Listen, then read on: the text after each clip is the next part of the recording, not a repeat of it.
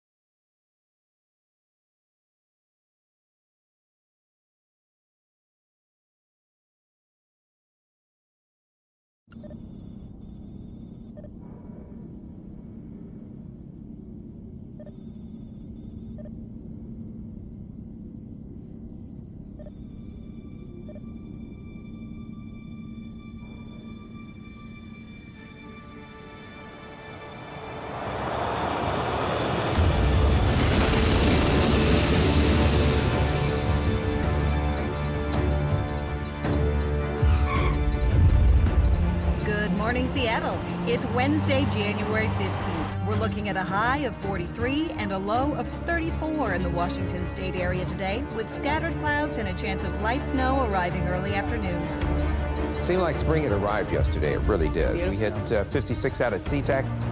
It's going to be mild again today, but not quite that warm and not quite as sunny, as a matter of fact. We saw the high clouds rolling in yesterday afternoon. Later in the week, we'll see temperatures dropping back probably into the mid-40s, a little bit closer to normal for this time of the year.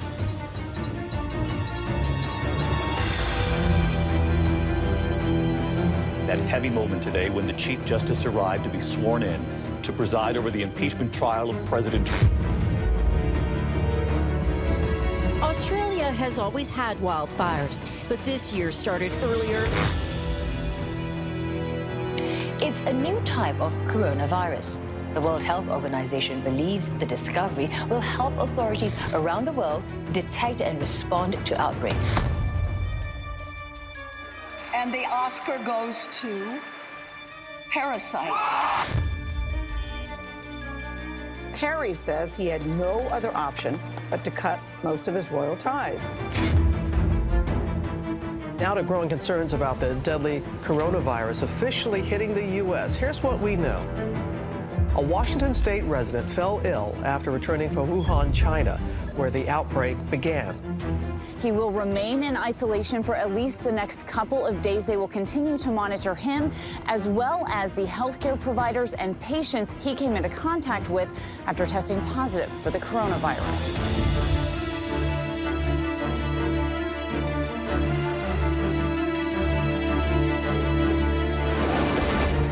The 50th Annual World Economic Forum gets underway in earnest today, and this, of course, in Davos, Switzerland. It's great to see you. Thank you for joining us again in Davos. We've done this before. That's right. Before we get started, the CDC has identified a case of coronavirus in Washington state. Have you been briefed by the CDC? I have. Are there words about a pandemic at this point? No, we're not at all, and we have it totally under control. It's one person coming in from China, and we have it under control. It's going to be just fine.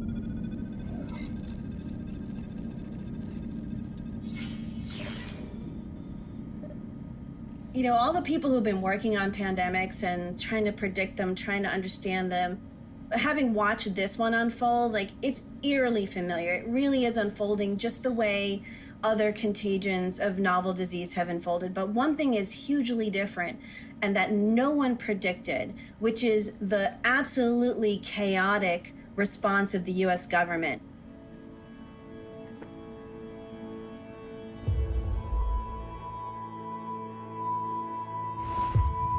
Good morning, America. And with us this morning is Dr. Anthony Fauci. What can you tell the American people about what's going on? Should they be scared? I don't think so. The American people should not be worried or frightened by this. It's a very, very low risk to the United States. I would characterize that initial period as a period of denial. There really was a belief that it couldn't happen here. There's just another one of those stories about unfortunate things that happen far away. America was seeing it as a problem over there, a Chinese problem. They thought it would be contained. They thought America would be impervious to it. So, very much a downplaying of the situation by many people.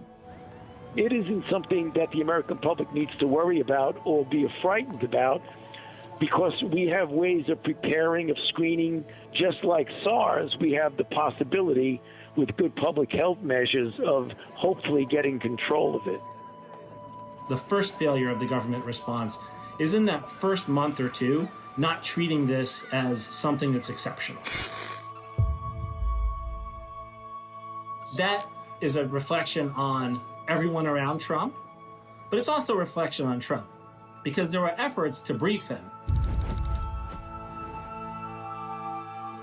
A memo from trade advisor Peter Navarro in January warned that failure to contain a coronavirus outbreak could lead to hundreds of thousands of deaths and trillions of dollars in economic losses.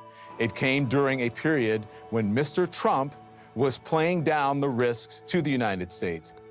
And he would later go on to say that no one could have predicted such a devastating outcome. They tried for weeks to brief the president and couldn't actually get in front of him. Part of it is, I think, just the president's inability to see it coming, his inability to listen. Part of it is his own politics, worrying about the economy, worrying about his reelection. We are making it greater every single day.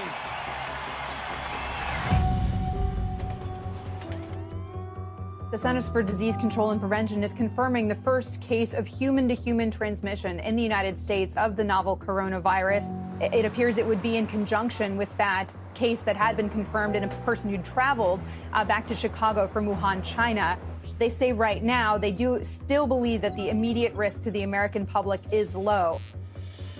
Just moments ago, the White House announcing that it has created a coronavirus task force, sir. Its aim, we are told, is to monitor, to contain and to mitigate the spread of the virus in the United States. Today, the World Health Organization declaring a global health emergency. There are now more than 7,700 confirmed cases worldwide, the death toll climbing to 170 in China, where cases are now confirmed in every province and 20 countries around the world.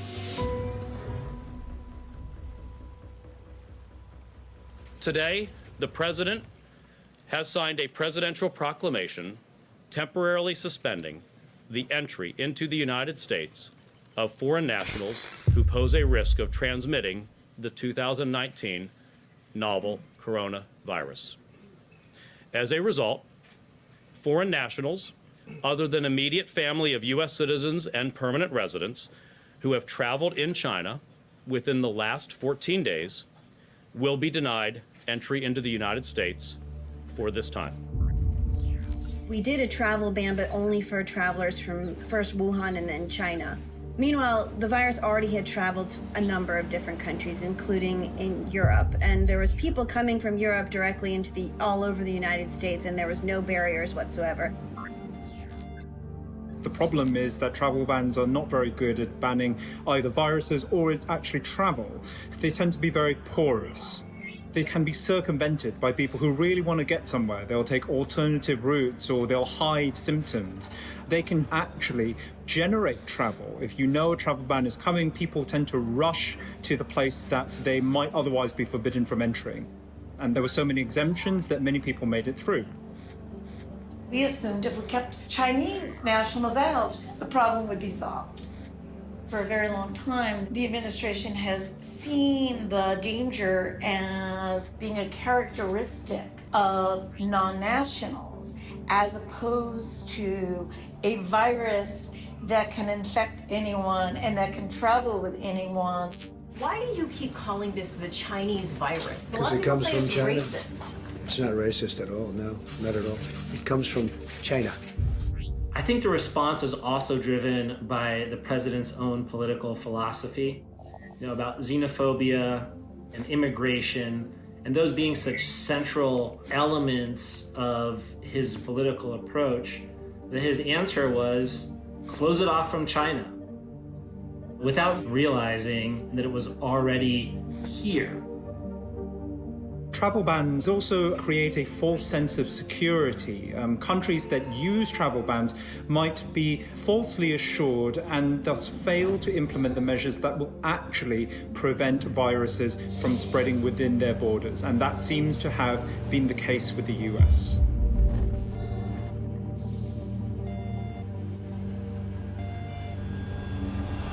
Scientists and doctors cannot tell us where or when the next pandemic will strike, or how severe it'll be.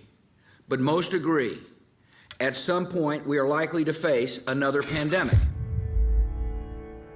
In order for us to deal with that effectively, we have to put in place an infrastructure, not just here at home, but globally, that allows us to see it quickly, isolate it quickly, respond to it quickly.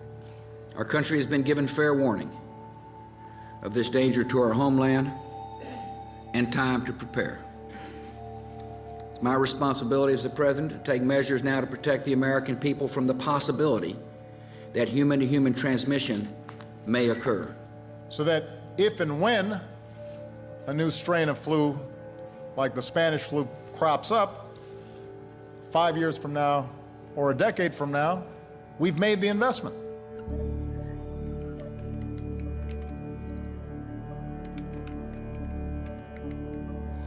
After the SARS outbreak, there was a stepped-up effort to find where could this be happening elsewhere? Where could there be other animal viruses that might be spilling over into human populations?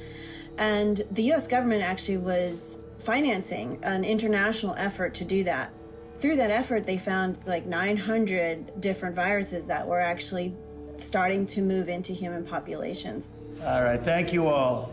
That program was actually abruptly ended in 2018 under the Trump administration. So that was sort of mistake number one. We stopped looking. Then the other thing the Trump administration did is, of course, dismantle the pandemic advisory team inside the White House. What they did was they basically took whatever was left of the pandemic response team at the NSC and they rolled it into the Nuclear Weapons and Weapons of Mass Destruction Directorate. That means you're going to have it under, so the senior director was basically doing nuclear weapons, chemical weapons, bioweapons, instead of making it a pandemic response question. This was clearly something that they did not see as a priority. When you make something smaller, when you shrink these positions and put them in under something else, you're going to create less of a priority for them. And that was clearly the signal, because the senior director responsible for nuclear proliferation is not going to make pandemic response his number one job. The responsibility remained with someone at the White House, but having an entire team versus having one person is a huge difference. You said that you don't take responsibility, but you did disband the White House pandemic office, and the officials that were working in that office left this administration abruptly. So what responsibility do you take to that? And the officials that worked in that office said that the White House lost valuable time because that office wasn't disbanded. What do you make of that? Well, I just think it's a nasty question, because what we've done is, and Tony has said numerous times that we've saved thousands of lives because of the quick closing. And when you say me, I didn't do it. We have a group of people. I could ask perhaps my administration, but I could perhaps ask Tony about that, because I don't know anything about it. I mean, you say we did that. I don't know anything about it. I sympathize with the desire to shrink the NSC, but this was the wrong decision to make. It was a fundamental misunderstanding of the threats the United States faces right now in the world. There's a key moment that's been written about a lot now in which the Obama administration is preparing the Trump administration for the transition, and they hold a session on pandemic planning, and the Trump administration shows zero interest in these plans. And later would complain the Obama administration never gave them a plan when they did have one, and there was a briefing that was ignored.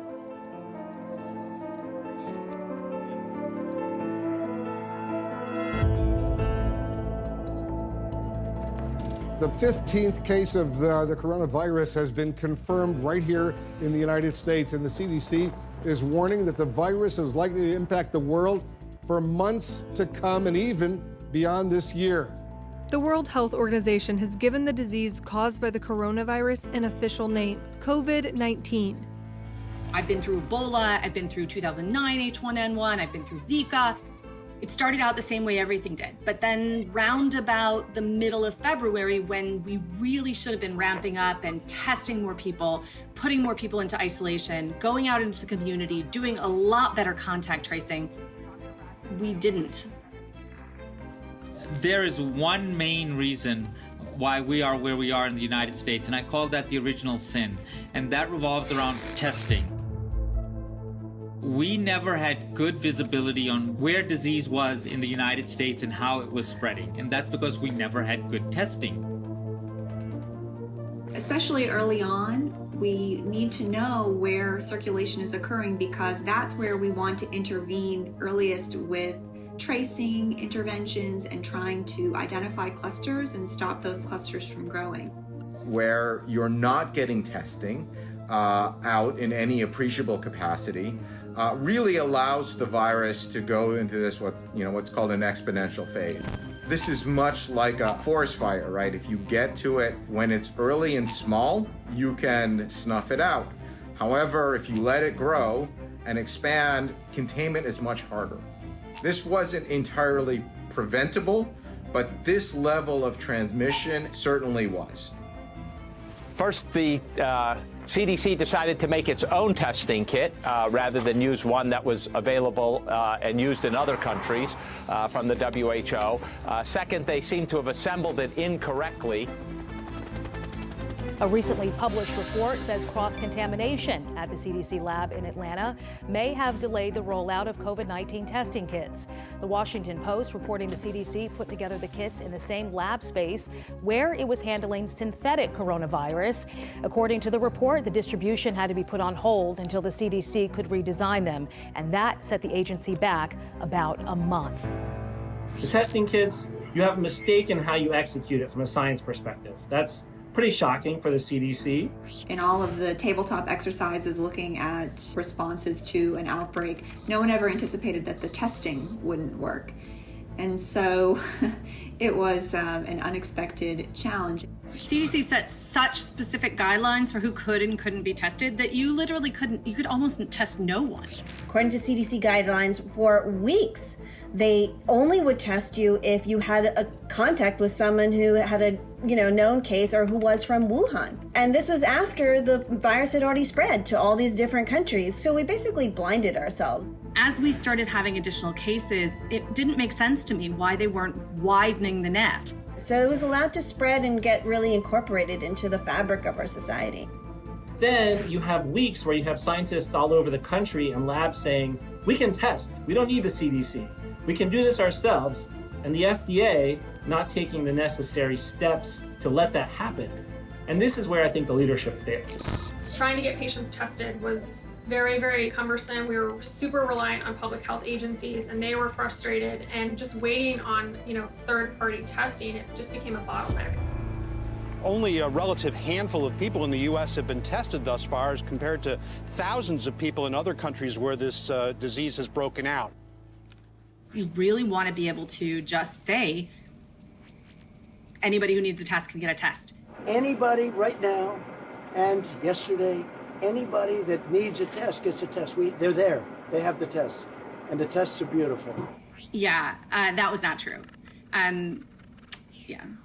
Now, the virus that we're talking about having to do, a lot of people think that goes away in April with the heat. It's going to disappear. One day it's like a miracle. It will disappear. And from our shores, could get worse before it gets better. It could maybe go away. We'll see what happens. Nobody really knows. Well, we pretty much shut it down. President Trump, from his early days as a public figure, as a businessman, has very much been concerned with the appearance of things. And the hope that if the image is good, the good news will follow. Report today the global death rate at 3.4%. Your reaction to that? Well, I think the 3.4% is really a false number. Now, this is just my hunch. The president's whole political persona came to bear on this crisis, and that political persona is based on creating his own reality, making up his own set of facts that can represent the world as he wants it to be.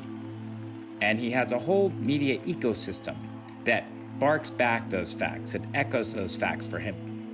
This president will always put America first. He will always protect American citizens. We will not see diseases like the coronavirus come here. We will not see terrorism come here. And isn't that refreshing?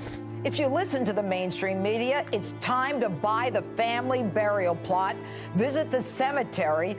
And it's all President Trump's fault. Or at least that's what the media mob and the Democratic extreme radical. There's tons of hyperbole and speculation, none of which is helpful at all. The entire problem we're having is due to panic, not the virus. This is a real battle between that idea that President Trump has, that the perception matters, with the actual science of the situation. President Trump is a figurehead of a political movement that doesn't believe in a government full of experts. It, quote unquote, they would tell you. It doesn't believe in a heavily funded NIH or a heavily funded CDC. These are part of what the Trump movement considers the deep state. From the very beginning, there's a philosophical bent against those agencies doing their jobs well. Now the Democrats are Politicizing the coronavirus. You know that, right? Coronavirus. And this is their new hoax. But we did something that's been pretty amazing. We're 15 people in this massive country.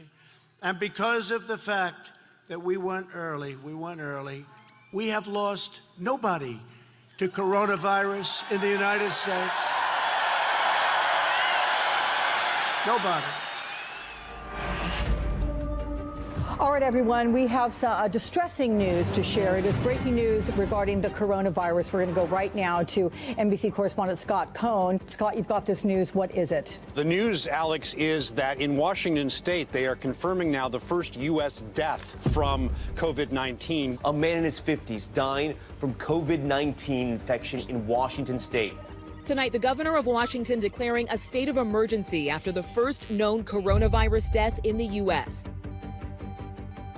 The president just wrapped up a press conference not too long ago saying that Vice President Mike Pence will actually be in charge of this coronavirus task force as the country looks at ways in dealing with this outbreak altogether. Tonight, after nearly a week adrift, in isolation, and without answers, finally, an end in sight. The Grand Princess is expected to dock Monday. Already 21 people are positive for coronavirus, thousands still untested. We are working closely with the Coast Guard, with the Center for Disease Control, and with the state to address this issue. That's a big decision. Do I want to bring all those people on? People would like me to do that. I don't like the idea of doing it. The president was pretty clear in some of his sort of offhand statements. He has this habit of saying the quiet part out loud. For example, with the cruise ship, they didn't want to disembark them. There was infections going on. And he openly said, look, I don't want to do all the testing of those people because then the numbers will go up. I like the numbers being where they are. I don't need to have the numbers double because of one ship. Do we get to get off the ship tomorrow and be quarantined someplace else, or what's going to happen is the unknown? And I think that's the scariest, not knowing what's going to happen with us now. We're just hoping and praying that we test negative and that somehow this ship can get offloaded in time to get home. He wanted it to look a certain way, and that does mean messing with the testing data because then you can artificially keep the case numbers low, at least for some amount of time. When you do testing to that extent, you're going to find more people, you're going to find more cases. So I said to my people, slow the testing down, please. It's wrong. If you test more people in the long run, you have less sick people because you have less transmission. The coronavirus taking hold in the U.S. today. We're moving into uncharted territory practically by the hour. This country and some of its most venerable institutions, from pro sports leagues to Broadway to Disneyland, taking stunning measures to slow the spread of coronavirus. As the number of confirmed coronavirus cases continues to rise in the U.S., concerns over the supply of medical equipment continues to be a top concern. Doctors, nurses, and surgeons are at the front lines of the COVID-19 pandemic response. But what happens when they're running low on personal protective equipment, or PPEs? We ran out of gloves in my hospital. Then we ran out of N95 respirators. Then they told us we had to reuse them. These are one-use items, all one-use items like gloves and respirators, which according to the manufacturer's instructions are, you use them one time and then you throw them out. You dispose of them properly. They're contaminated with virus. I don't want to get exposed, and then I'll bring it to my family, to the public, to our community. Honestly, when I show up to work every day, it's very anxiety-provoking. There's a couple of reasons why there wasn't enough protective equipment. The first is that there simply wasn't enough stockpiled away. Hospitals don't have large warehouses where they have masks and gowns and gloves. And to an extent, that's understandable. That equipment expires, so you don't want to waste it if it's not going to be used. But also, the world's international, winding, labyrinthine supply chains that provide this equipment just broke in this pandemic. So a lot of protective equipment is produced in China. When China goes down at the start of a pandemic, their supply dries up. And it can't be easily replenished because suddenly the entire world is asking for the same supplies. The same goes for the swabs that are used in testing. A lot of those were made by one major manufacturer in Italy, which was one of the European epicenters of the pandemic. We knew the healthcare system was weak for surge capacity, and that's what played out. There was no ability to see these additional cases, there was no ICU beds, there were no ventilators, there was no PPE. There was this perfect storm, if you will, of PPE shortages, a lack of testing, and then suddenly March rolls around and, we have a ton of cases and everybody's racing to catch up. New York State is now reeling from one of the largest coronavirus outbreaks in the country. Tonight, at least 28 people have died from the virus. Over 800 cases of COVID-19 have been recorded here in the U.S. In 7 or 8 weeks, there could be 64,000 people infected in the state of Washington if we don't somehow slow down this epidemic. And the next week, it'd be 120,000, and the next week, it'd be 250,000. Today, in order to contain the spread of the coronavirus, in the next phase of our continued effort to stay ahead of these changing circumstances, I've signed an executive order declaring a state of emergency. A state of emergency here in Colorado. A disaster proclamation for Illinois, our version of a state of emergency. I actually just signed before I came in here a state of emergency declaration. The World Health Organization has declared the coronavirus a global pandemic. The agency says it's deeply concerned by the spread and severity of the illness and by the alarming levels of inaction. Hundreds of shoppers rush into a Los Angeles Costco this morning with this warning. Supplies are being rationed to keep up with the unprecedented coronavirus panic shopping. Nervous shoppers are emptying store shelves across the tri-state area of things such as cleaning products, toilet paper, water, even chicken. The fear is that there is a shortage, triggering panic in the middle of this coronavirus pandemic. Suddenly they start to see all of these cases and there's a lot more media attention.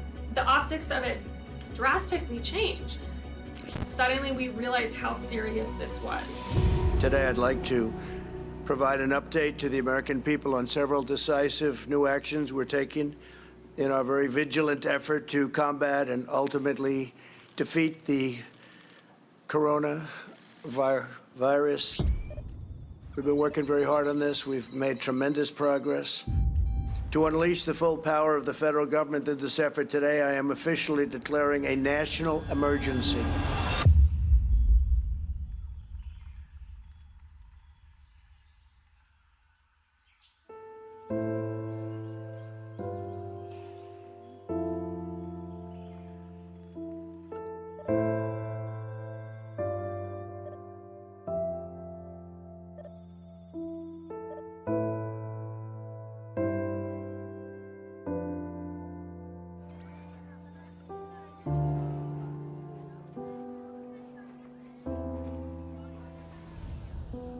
key lesson we learned from Ebola was that there has to be a preparedness system in place.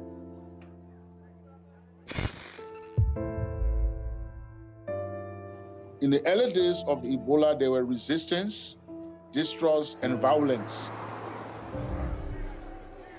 The issue of the population, community, accepting the messages was critical. There are key behavior the community need to put in place if you're going to contain an outbreak. We had to introduce hand washing and not shaking hands. There has to be a national political will, and it has to kick in robustly. It has to be an all-government approach. You must have logistics and supply chain. And then the physicians and the nurses must be trained. Before Ebola, there was not a robust public health surveillance system. And so we created the National Public Health Institute. There were active surveillance going on in all parts of the country that would pick up ongoing diseases and new diseases. We created a robust national reference lab with the molecular testing capacity. And all of the lab technicians had gained experience from Ebola, from running thousands and thousands of Ebola samples. And so basically, we now had a system to detect diseases, an early warning system. We had a laboratory system to test. That was the key. When we heard that there was COVID-19 in Wuhan, China, on January the 22nd, we wrote an advisory to the Minister of Health, advising her that the threat in China will one day end up in Liberia and we need to prepare. It was the trauma of that devastation of Ebola that spurred everyone into action. Nobody wanted what happened to Liberia during the Ebola when we accounted for the highest number of cases and deaths. Nobody wanted it to happen to us. The political will was there. The silver lining of Ebola was helping us to prepare and understand the devastation potential of an outbreak.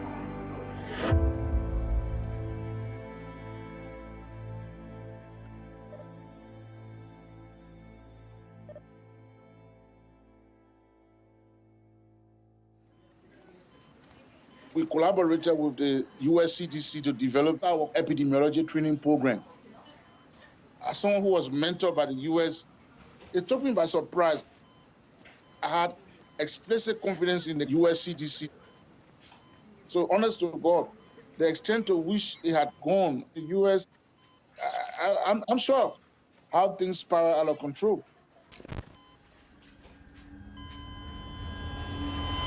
This afternoon, we're announcing new guidelines for every American to follow over the next 15 days. Life outside the home or apartment has virtually shut down. Schools and businesses are closed, and the social fabric has been badly frayed. My administration is recommending that all Americans, including the young and healthy, work to engage in schooling from home when possible, avoid gathering in groups of more than 10 people, avoid discretionary travel, and avoid eating and drinking at bars, restaurants, and public food courts. And if we do this right, our country and the world, frankly, but our country can be rolling again pretty quickly. Tonight, the number of cases of the coronavirus has now soared past 17,000, one-third of those cases here in New York City. They think this is much higher. Of course, the testing still catching up and will likely reflect that number. As of tonight, there are at least 196 reported deaths related to COVID-19. The truth is, we are badly behind, of course. We're not ready for the worst of it, not even close. When it comes to the social distancing, it's really hard to convince people to completely stop their lives for something that they can't even see and that they're not experiencing yet. The reality is that you're asking people to stay home, give up everything that they love to do, and if everybody does it right, then nothing's going to happen. And so you'll know that it worked when nothing happens. Well, now to the national outlook. President Trump is considering a stunning move that could impact the spread of the coronavirus. I'd love to have it open by Easter. Okay, I would love to have it open by Easter. I will tell you that right now. I would love to have that. It's such an important day for other reasons, but I'll make it an important day for this too. I would love to have the country opened up and just raring to go by Easter. Our country wasn't built to be shut down. This is not a country that was built for this. It was not built to be shut down. The message from the very top from the president was mixed to the point of farce. It would have to be in a pandemic textbook, it would be what not to do. President Trump holds a briefing in which they're urging Americans to wear masks, yet the president of the United States says, I, however, will not be wearing one. This is voluntary. I don't think I'm going to be doing it. I'm feeling good. I just don't want to be doing, I don't know, somehow sitting in the Oval Office behind that beautiful Resolute desk, the great Resolute desk. I think wearing a face mask as I greet presidents, prime ministers, dictators, kings, queens, I don't know, somehow I don't see it for myself. I just don't. Mixed messaging is extremely damaging in terms of managing a pandemic. What is needed from governments or health authorities is a clear, consistent message. This is what this is the level of severity, and this is what you have to do. Like, I can't criticize an average person for going to the beach when the president's saying it's going to magically go away when it's warm. So they think it's going to go away. Dr. Fauci, the head of the National Institute of Allergy and Infectious Diseases, on Friday having to temper President Trump's remarks about the possibility of using an anti-malaria drug to treat coronavirus patients. And I say it, what do you have to lose? I'll say it again, what do you have to lose? Take it. I really think they should take it, but it's their choice, and it's their doctor's choice or the doctors in the hospital. But hydroxychloroquine, try it. They thought a drug could protect them from coronavirus, but tonight an Arizona man is dead after he and his wife made a terrible mistake. Turns out the couple ingested chloroquine phosphate, which is actually used as a parasite treatment for fish. She said she'd heard about it from President Trump. It was even to the point where Dr. Fauci could kind of standing behind Trump, look at the camera a certain way so that then the news media could interpret that to debunk whatever nonsense was coming out of the president's mouth. Mrs. President, what do you say to Americans who are concerned that you're not taking this seriously enough and that some of your statements don't match what your health experts are saying? That's CNN, fake news. What do you say to Americans who are watching you right now who are scared? I say that you're a terrible reporter. That's what I say. President Trump has done very well with his base attacking the press. It's often a lashing out because the press is reporting things that he doesn't like seeing reported. It clashes with the safe information bubble he tries to live in. Mr. President, you said several times that the United States has ramped up testing, but the United States is still not testing per capita as many people as other countries like South Korea. Why is that, and when do you think that that number will be on par with other countries? Yeah. Rather than asking a question like that, you should congratulate the people that have done this testing, and you should be saying congratulations instead of asking a really snarky question, because I know exactly what you mean by that. You should be saying, congratulations to the men and women who have done this job, who have inherited a broken testing system, and who have made it great. The pandemic was the one time when it seemed that his anger at the press actually was costing him. Because no matter what their political persuasion was, people were desperate for pure, trustworthy information about the safety of their families. What we saw with COVID-19 was really a spotlight shed on the many socioeconomic disparities that had long existed in the United States. If you live in a majority Black area in the United States, you're 3 times more likely to die of coronavirus than if you live in a white area. Black people in the United States are more likely to have these underlying health conditions that exacerbate the disease's deadly potential. 4 out of 5 Black people do not have jobs where they can work from home. They had to continue going to jobs on assembly lines or as grocery store workers. They also returned to neighborhoods that were more dense, in households that were largely multi-generational. That is a reflection of long-standing problems that have plagued the US since its earliest times. Since the end of the US Civil War, former slave states have deliberately pushed healthcare away from Black communities, have disenfranchised and impoverished them, have left them without access to the same bizarre system of employer-tied insurance that white Americans have found it easier to take part in. And because of that, the disproportionate impact of COVID-19 upon Black and brown communities is not only tragic, but entirely predictable. And at some point, something gives. After being shot 5 times, Breonna Taylor was alive, but struggling to breathe. Ahmaud Arbery was shot to death in February, apparently while jogging in his neighborhood outside Brunswick, Georgia. I'm going to tell them there's an African-American man threatening my life. I'll roll the window down. Man, I'm scared as fuck, man. When I start breathing, it's gonna go off on me, man. Pull your legs in. Okay. Let me count to 3. There's no way that you can extricate what happened with COVID-19 from the unrest that you're seeing on the streets regarding police brutality. Because you're seeing the continued impact of governments ignoring your needs and not feeling that they need to be held accountable.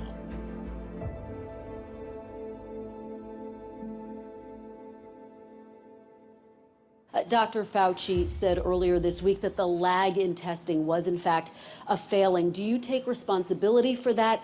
And when can you guarantee that every single American who needs a test will be able to have a test? What's the date of that? Yeah, no, I don't take responsibility at all because we were given a set of circumstances and we were given rules, regulations, and specifications from a different time. Wasn't meant for this kind of an event with the kind of numbers that we're talking about. And what we've done is redesigned it very quickly with the help of the people behind me. And we're now in very, very strong shape.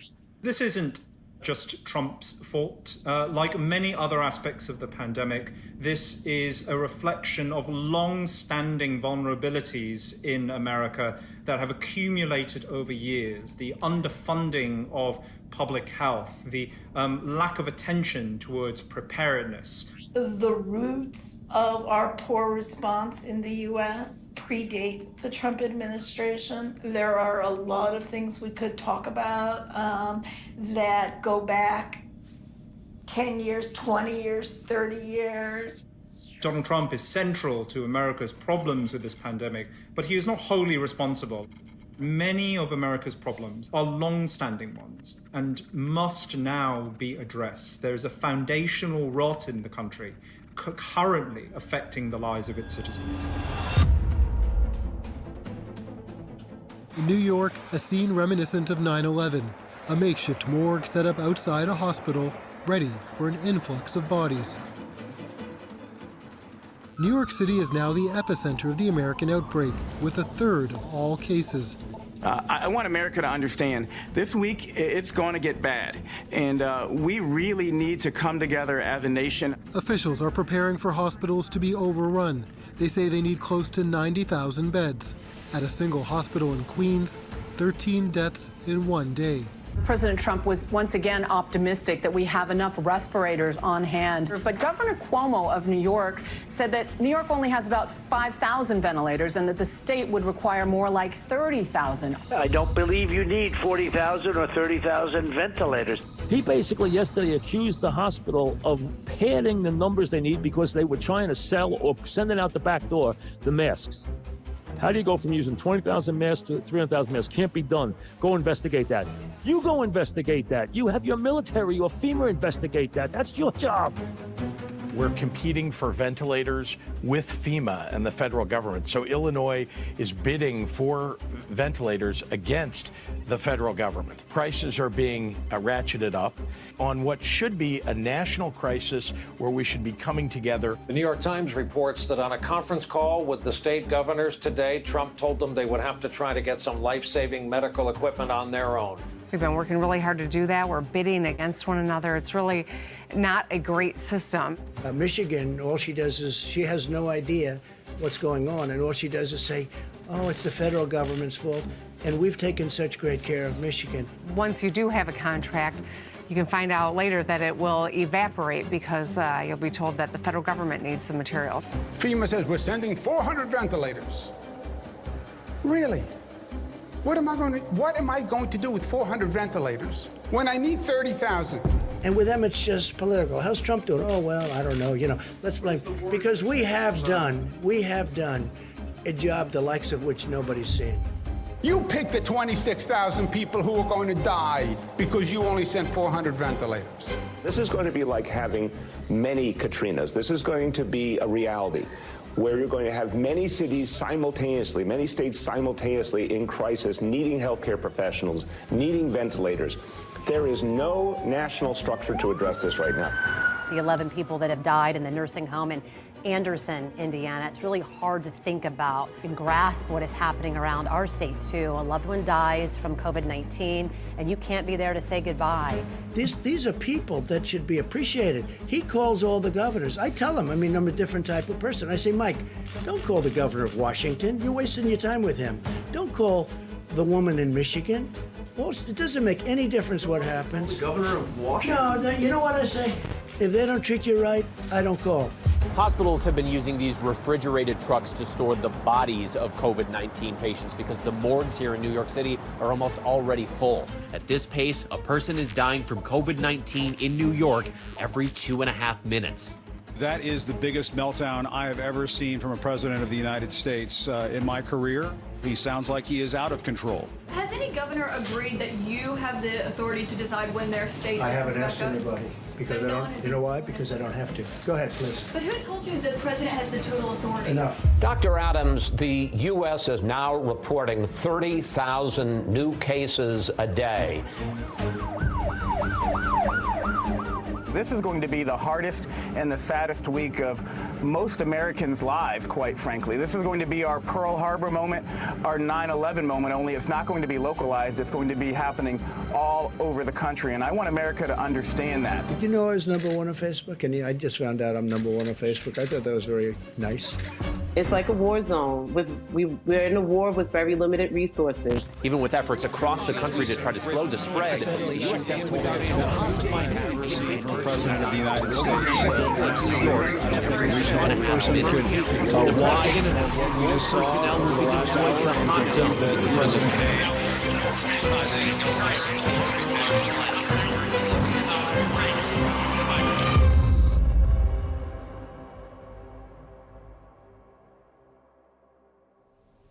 The New York Times reported yesterday that you and other top officials wanted to recommend social and physical distancing guidelines to President Trump as far back as the third week of February.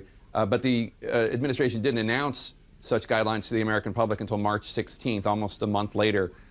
Why? You know, Jake, as I've said many times, we look at it from a pure health standpoint. We make a recommendation. Often the recommendation is taken. Sometimes it's not. But it is what it is. We are where we are right now.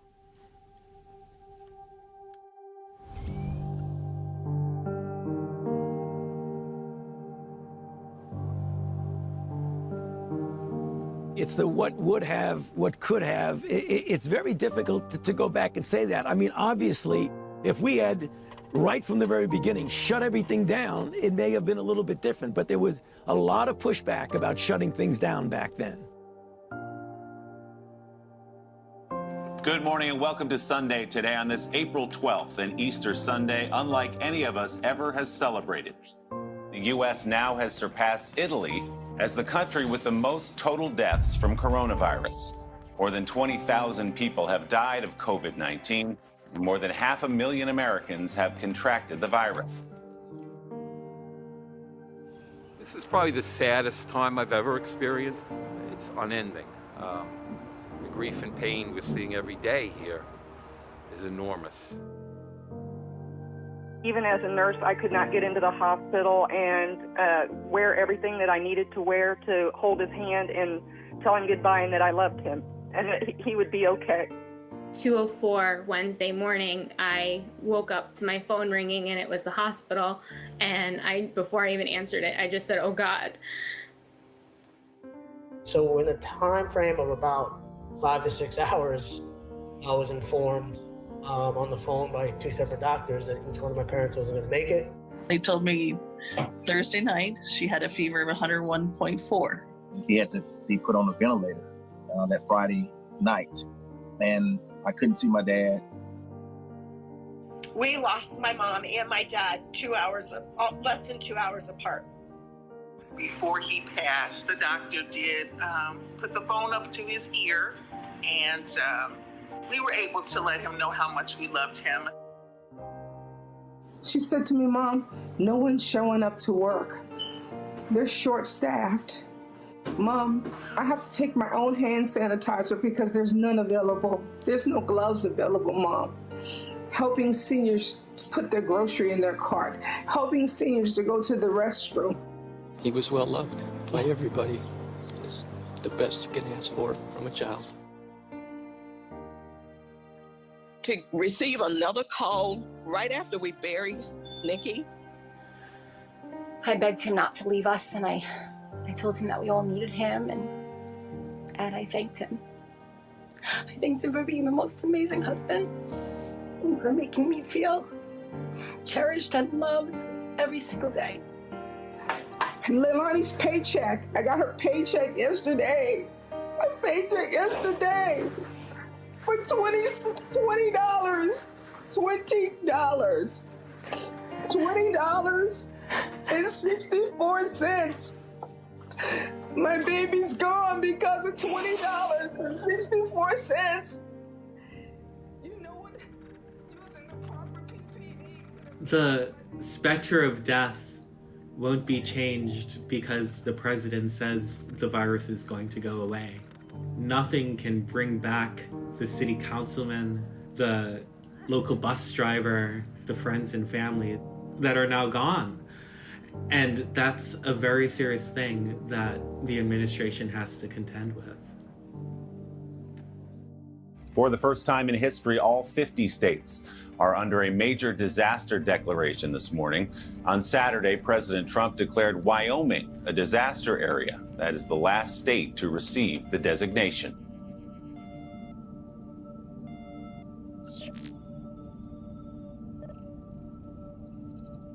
My group and we've done a lot of work studying respiratory viruses over the last 10 years. And some of that work involves mathematical modeling and developing systems so that we can ingest data and then generate forecasts.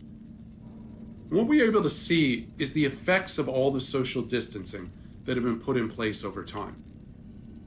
So then we said, what if the political and public will had been in place that we had responded 1 week earlier? And the consequences, more than 35,000 fewer deaths would have occurred simply because you would have caught it during that exponential growth period. And if you take it back 2 weeks, it's even more. Now, the reality is that's a very disturbing finding.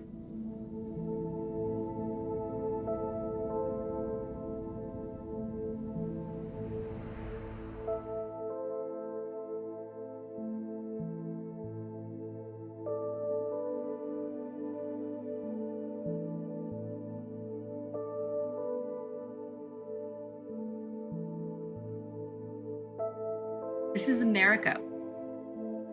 We're known for taking on things that seem impossible and just going for it. That's what I wanted us to do. I don't know if we would have been successful, but we could have really tried. I think that it would have been good to try.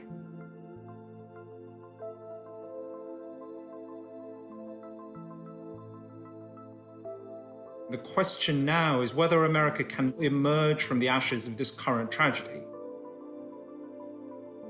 If you take the painful lessons from 9/11, it had a dramatic effect on the American psyche. It really codified terrorism as the singular threat that occupied the minds of an entire generation. It defined the way America thought about fear, about courage and resistance going forward. The COVID-19 pandemic has the potential to do that. It might make people think harder about the need for public health, the value of science and empiricism. But I hope more than that. I hope that it also shows people how many long-standing institutions of American life are broken. The US was always seen as the gold standard. And so how is it that these institutions that are so capable for so long and are seen as the world leaders on this fail so badly? And the ultimate answer is leadership.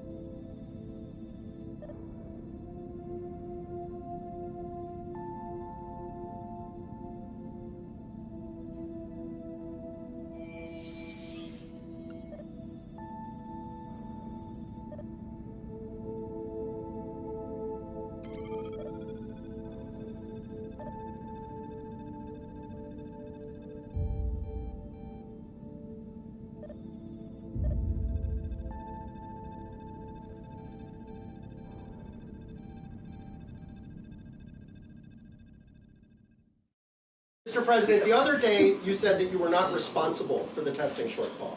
Very simple question. Does the buck stop with you? And on a scale of 1 to 10, how would you rate your response to this crisis? I'd rate it a 10. I think we've done a great job.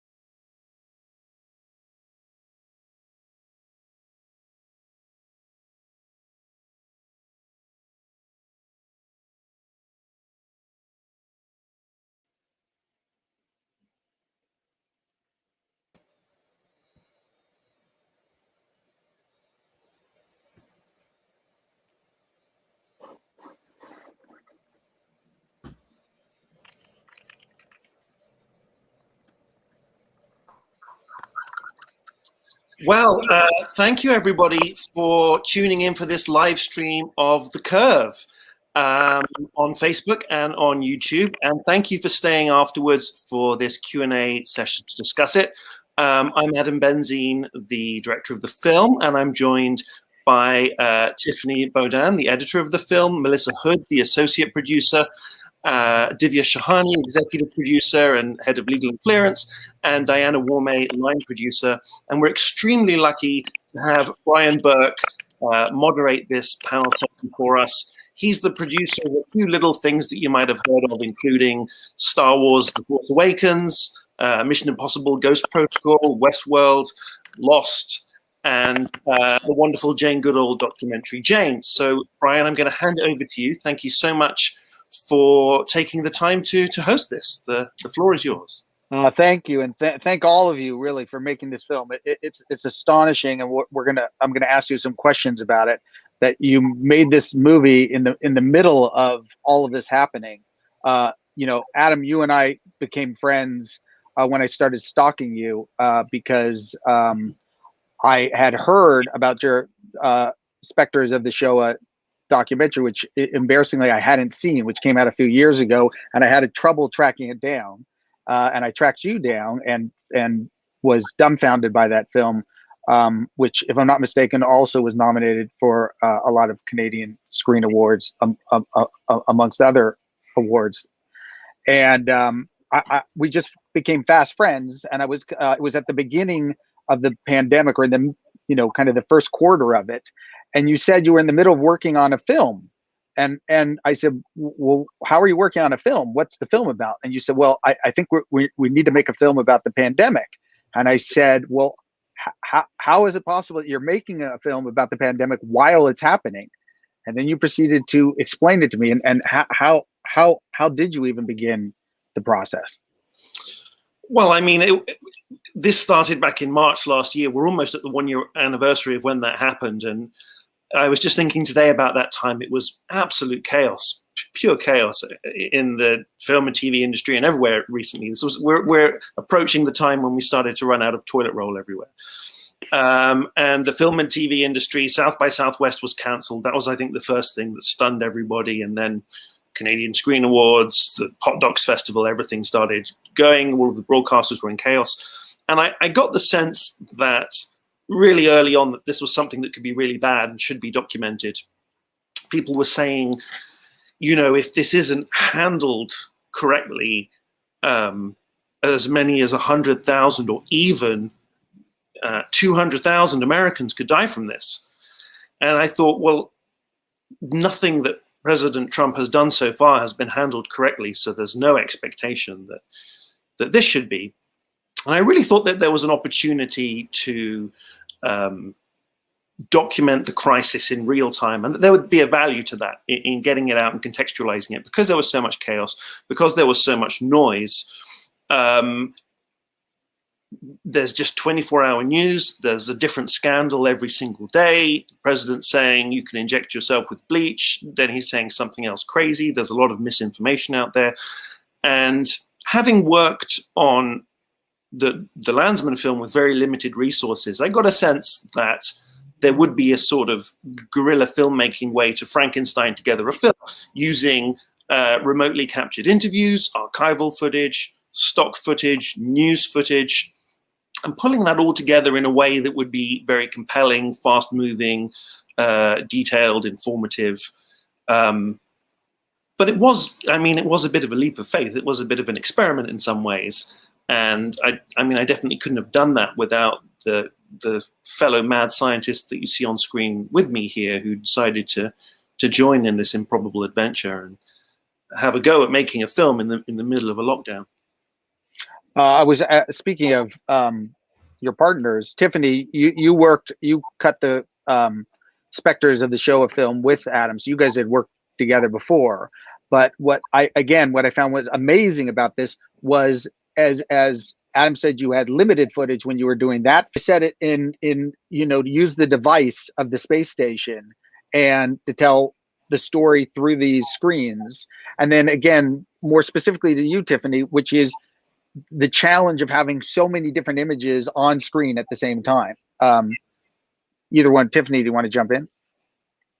Yeah, do you want to talk about the command center first? Yeah, you go first. There's something like 500 clips in the film. I get anxiety just looking at your Final Cut Pro timeline, Tiffany? Right, yeah.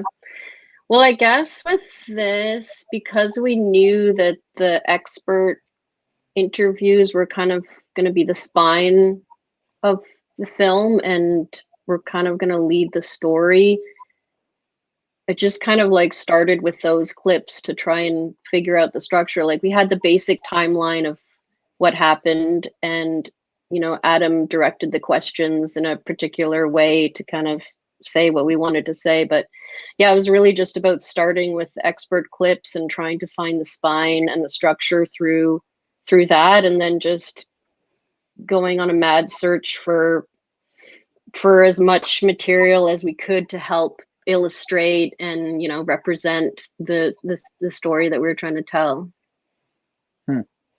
Yeah, I think it was apparent that it was going to be a really complex story, partly because of the number of different things that the Trump administration did wrong. It's not any one particular thing that they did wrong.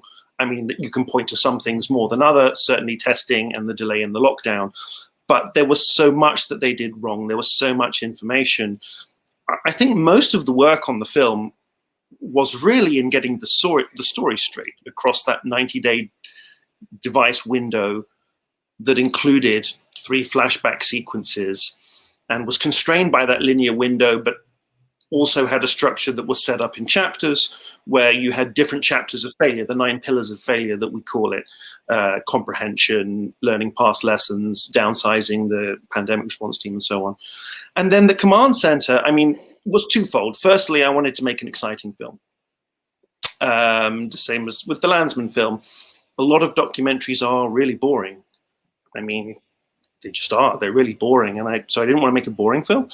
And I wanted something that would immediately, from the first shot, sort of grab the viewer by the lapels and draw them in. And then there was also a practical element to that, which was that because we were dealing with a lot of different footage from a lot of different sources, having a variety of different screens within the command center allowed us a device whereby that footage was being beamed into the command center. So it helped firstly mask some quality of lower quality footage.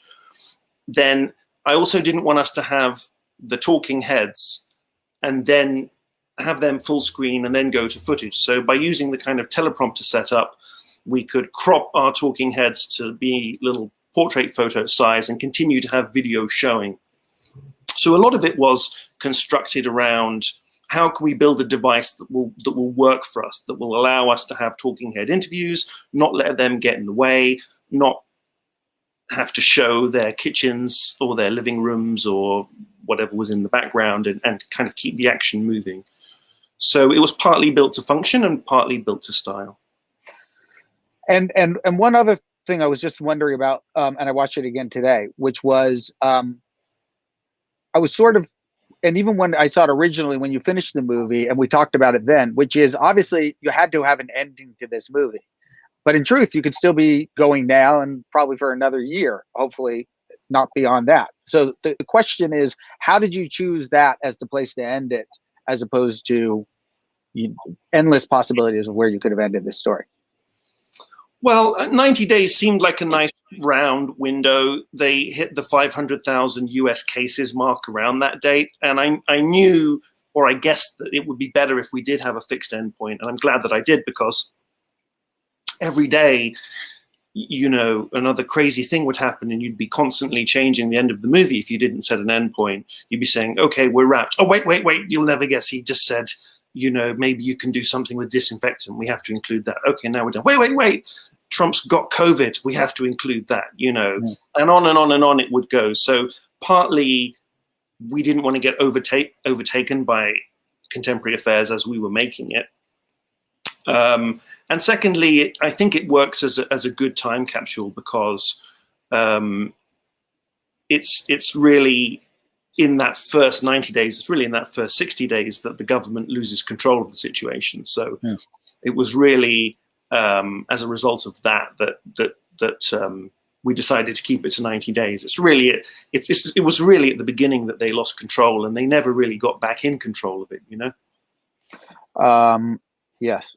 Melissa, I was wondering, I mean, you worked as an editor as well as a researcher on it, and obviously tracking down all the people that you were going to interview, again, during a pandemic and obviously all of them probably had other jobs that were trying to stop the pandemic as well. But one of the sections that I really particularly loved was the section in Liberia and tracking down Dr. Fala. And how did that come about, and how did you find him? And it was such a poignant and moving part of the piece. Yeah, so that was a big part of my work, associate producing, was finding and contacting the people and tracking them down and setting up the interviews, which was really a lot of research and reading articles and magazine articles. And then with Adam wanted somebody who had been there during the Ebola crisis. So I started reading. I found an article in Time magazine, and I contacted on Twitter the author, and he was able to give me the email address or link me with Dr. Fala. So, but it was a lot of, sort of chasing, because these people were frontline workers too, and this was happening everywhere in the world. So he was actually particularly difficult to schedule with. And I think when we finally did set up with him, just he was kind of in a dark room and just kind of figuring out the setup for our purposes. And in some cases, we could only get 10 or 15 minutes with people because they were really on the front line. So I think Adam did a good job of really getting to the meat in a short interview time, where other documentaries I've worked on, the interview's an hour. And, there's a lot to go through. It was a very concise process.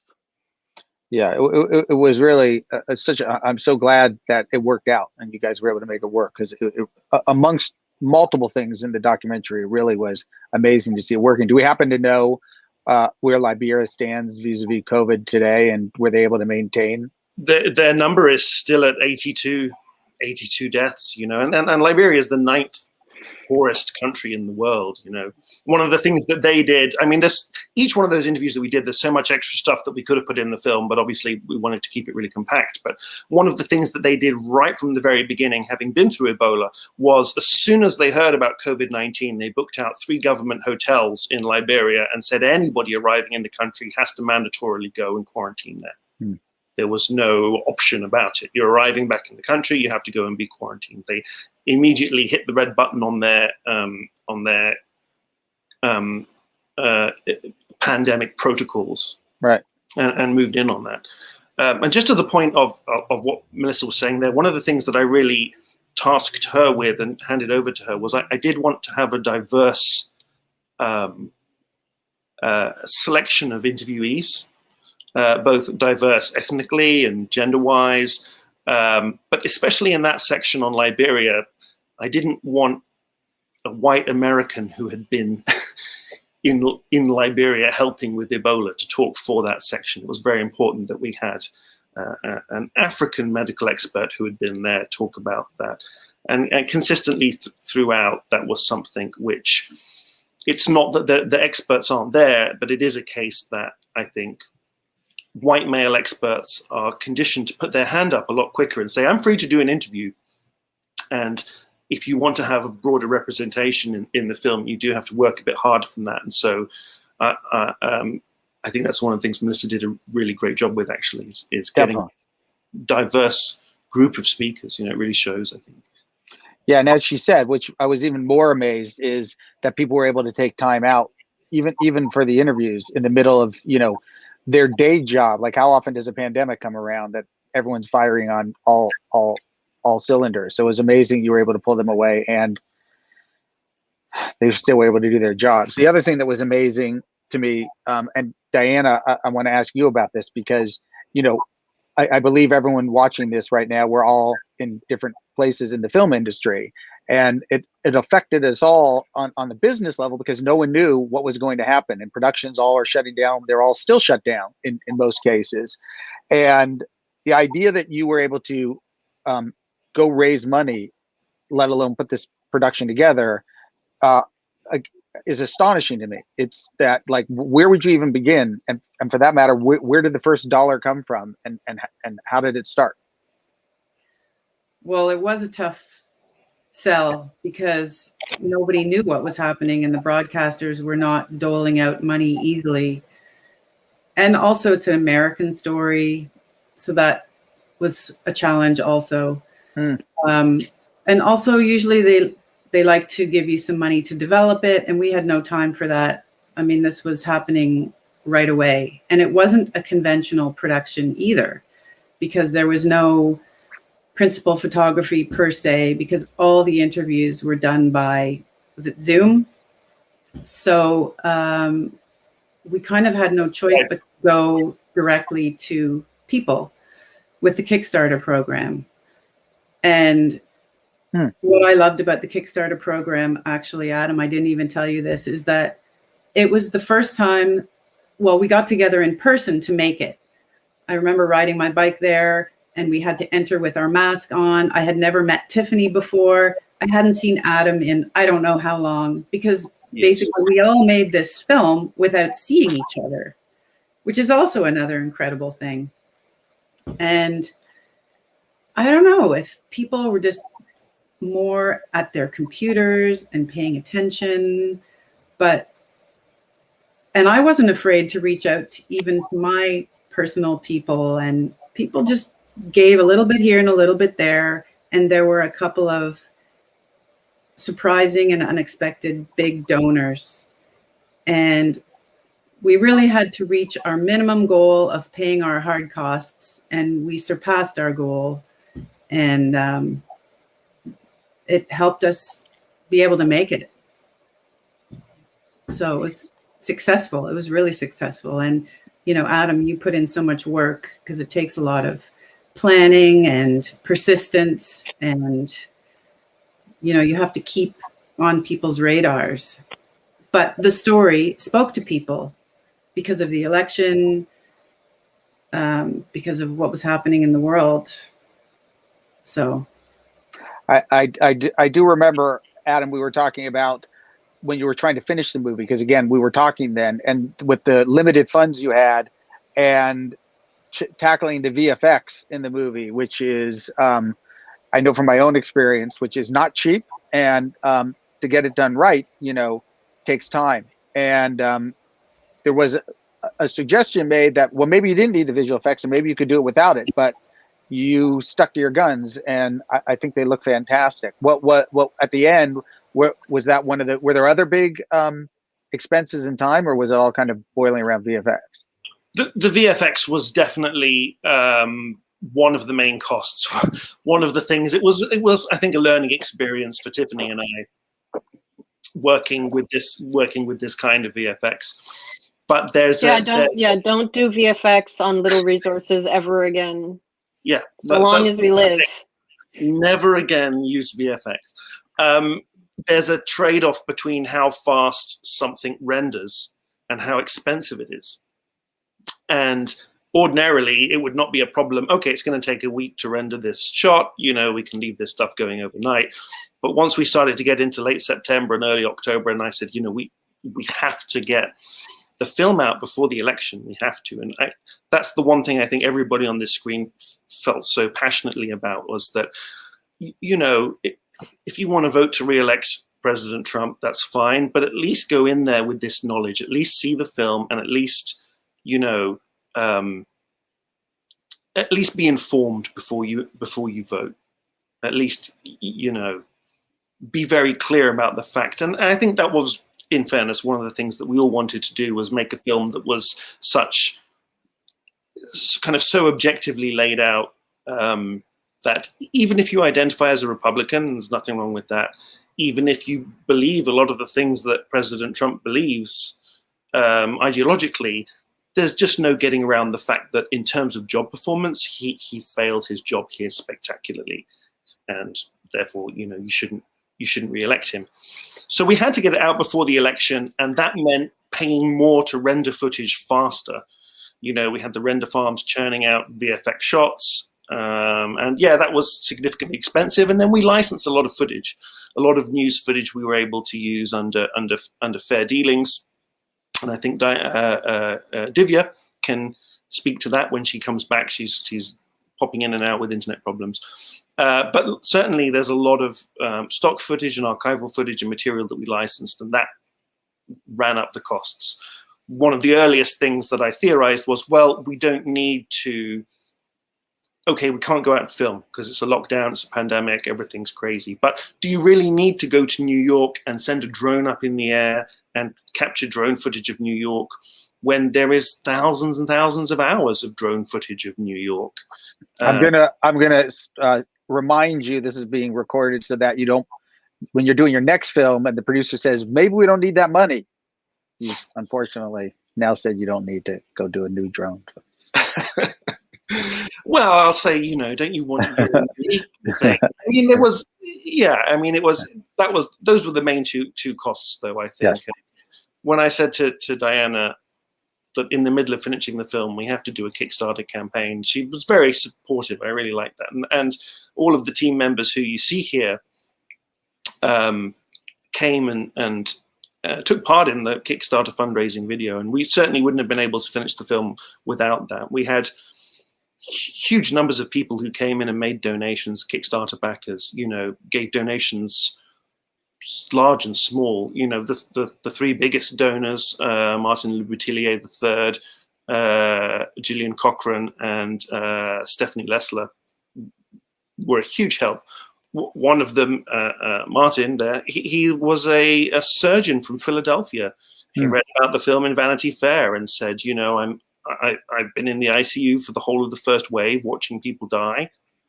And it looks like we're going to spend the autumn with a second wave, and I have to go back in there. So I think this film is really important. You know, people wrote a lot of personal messages along with their donations, and that meant a lot. Yeah. Yeah, it's it must be unusual to be working on something that literally touches and affects everyone in the world at the same time. Divya, you popped off for a second, but we started talking about just clearing all of this. And again, in real time, I know the legal process, usually you have more time. And the fact that you had to be clearing and getting approval on everything in real time, had you ever experienced anything like that before? Yeah, sorry about that. Can everyone hear me? Yes. Okay, excellent.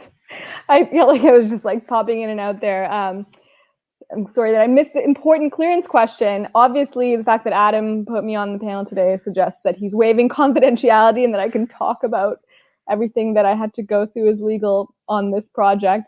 It was definitely a journey to clear things in real time, and certainly before our release date, which we wanted to do before the election.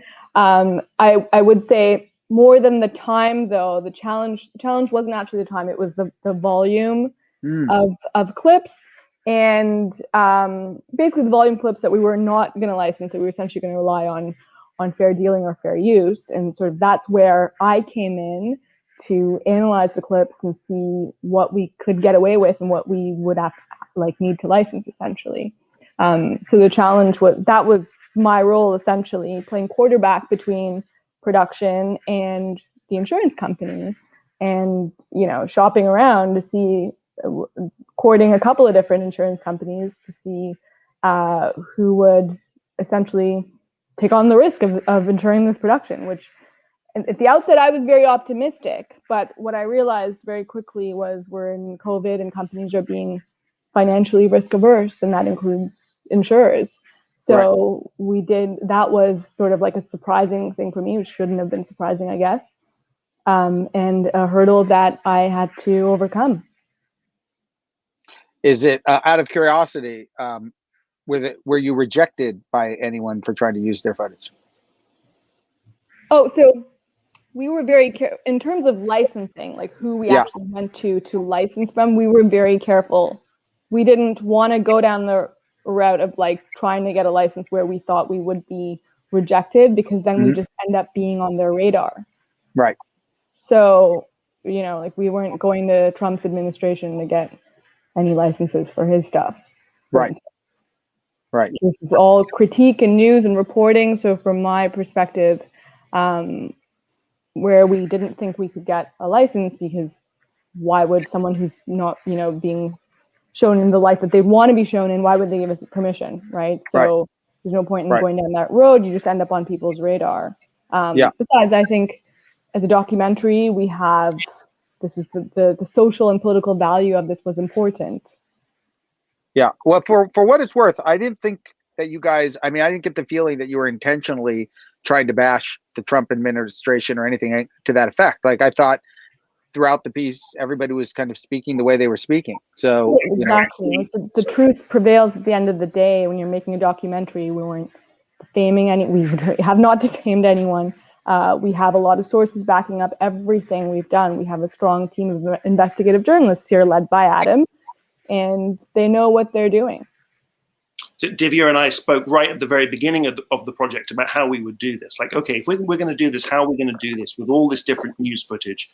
And just 2 points there. One thing is that every single person that we interviewed, I said to every single person, where does the Trump administration deserve credit here? What did they do right? And that kind of took people back a bit. And we tried to include that. They acted quickly to set up a coronavirus task force right at the very beginning. It didn't do much, but they did that. Similarly, one of the things you might notice when you watch the film is that we give, although obviously the Trump administration didn't take part, President Trump didn't take part in the film, we give him ample time to respond to the charges that are made at him. So you have a section where people talk about the downsizing of the 2018 pandemic response team at the US government. And you see a reporter asking him directly about that, and you see his response. You have people talking about the testing shortfalls, and then you see people asking him this. So he's actually given ample response time in the film. And the third thing was that where interviewees would say disparaging things about him, we just cut that out. We didn't want to make this a Trump attack film. We wanted to make this a referendum on his administration's job performance. So I think that kept us in good stead. And then in terms of using news footage, I think Divya, correct me if I'm wrong about this, but one of the things we felt that we were actually in quite strong, made us on quite strong ground was the fact that we used so much. So it's not like we weren't over relying on any one single news channel. You have stuff there from ABC, Fox, CNN, MSNBC. You have stuff from local news channels like KPIX. You have stuff from Canadian broadcasters, British broadcasters, Asian broadcasters. We're only taking what is necessary from each little bit to tell the tapestry of the film. And those news channels themselves often rely on fair dealings and fair use to show events in the news reporting that they do. So we put a huge amount of thought into that, and I certainly felt with having Divya on board, I had a great safety net, so I didn't feel anxious, even with so much third-party footage in the film. I think Divya and the whole team, I think it's really extraordinary what you guys all pulled off in such a short amount of time. I was going to open this up to see if there are any questions, but I'm not really sure how, because I'm not seeing how the comments work. Anyone know how that works? Or I think people are just lurking. Okay, well, lurkers are always welcome. Well, I just want to say I don't have more specific questions right now because I don't want to drive everybody crazy with all my crazy questions. However, I will say that, as I've said before, we're all living in the middle of this experience and watching it. I hope that everyone's really going to discover this film, because I'm assuming that, years from now, when people are trying to understand what this was like, I think the 90 days you captured are so poignant and so incredibly accurate. Like, as you're watching, you just remember it. Like, it was just like I was like watching my life flash before my eyes as I was experiencing every one of those things again. And it's it's a real amazing time capsule that I think future generations will say, oh, that's what it was like. And I think you guys just did a really fantastic job capturing that.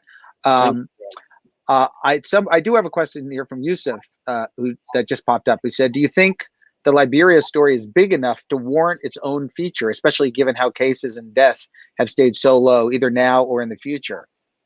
Definitely. I mean, I think there were a handful of COVID-19 documentaries that were made in 2020. Ours, the 76 Days, Ai Weiwei's Coronation, Alex, Ophelia, and Suzanne's Totally Under Control.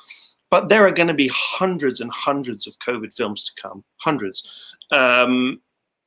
Because this has impacted every facet of every single person's life, you know, just as there are so many different facets to 9/11 that we see all these different stories from that day, that one day, and endless World War II stories, because there are so many facets.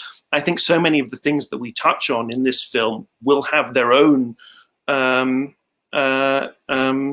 documentaries that go in depth into that. There will probably be a whole documentary about the downsizing of the pandemic response team. There'll be a whole documentary about how African countries like Liberia managed the pandemic. There'll be a documentary about what it was like in New York hospitals firsthand with nurses. There'll be documentaries that go into the science of the testing and why that failed. I mean, this is, I think will be the first of many. And you know, the other thing that we did try and include right at the end of the film that I felt was really important was the personal stories, which I do think get a bit lost in the coverage, especially as the number gets outrageously big, 400,000 deaths, 500,000 deaths. It can be easy to forget, like that scene of grieving people in The Curve. Those are just stories from April 2020. You know, those are just a handful of stories from April 2020, people talking about losing their son, losing their parents within a couple of hours of each other, losing their husbands. And there are thousands of this. Like, when you really think about, it's not just the 500,000 Americans who have died. Each one of those has a husband or a wife. They have parents, they have children, they have co-workers, they have people who they volunteer for. So the spiral effect of grief is massive. And I think it will take years for us it will take years for people to really process what it is that we've been through and are still going through. Yes, that is sadly true. Does anyone else have any questions out there in our lurking world before we say our farewells? I think that might be it. Adam or anyone else have anything else to add to this experience today? All right. Thank you all for really making this incredible film. And again, to be able to capture it all in real time and to put it out there, thank you for your time and thank you for your incredible achievement. Thanks very much, Bryan. Thanks. Appreciate it. Everybody be safe, and everybody get their vaccines when they're available to them. Be safe. Thanks. Yeah. Thank Bye-bye. you. Bye.